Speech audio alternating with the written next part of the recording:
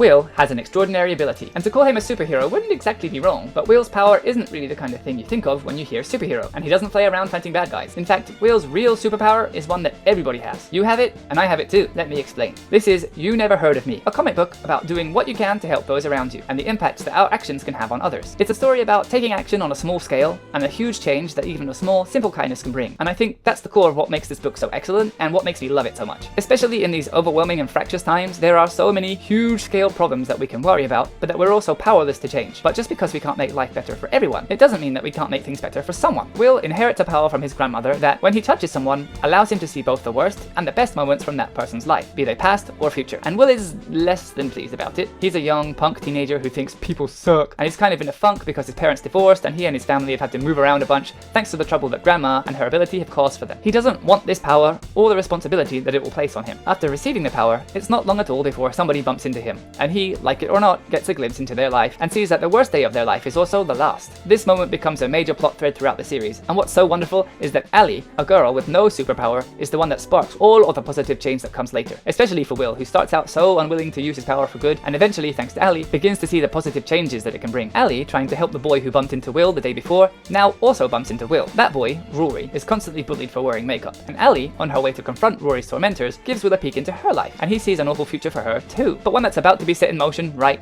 now. And it's that immediacy and that urgency that brings a turning point for Will, who realizes that the only one who can stop this is him, that he has to act, and that he has to do it now. After getting involved with Allie, Will becomes involved with and invested in saving Rory's life too, and through that he also helps Rory's bully, a teacher, his sister, and Allie's sister along the way. There are beautiful, emotional moments where seeing somebody's best or worst day reveals something about them to Will that makes him see them in a different way. There's a moment between Allie and her aunt that made me cry, and relatable, gut-punch moments of introspection from Will. It's such a heartwarming and profoundly positive story, and I think that all of us need one of those right now. You Never Heard of Me finished this week, so you can hunt down the individual issues, you can buy it on Amazon digitally, it's cheap and a real steal if you ask me, or wait until October 21st when the collected trade paperback comes out. You Never Heard of Me comes from Yolanda Zanfardino and Elisa Romboli. Together, they've created Tightrope Press, a small indie comics publisher that aims to deliver queer stories with a twist. They want to publish comics featuring queer characters which do not place the focus on their queerness. Rather, they're characters who are on an adventure who happen to be queer, which is a person who does self-identify as a dozen other things first, but queer as well somewhere behind those,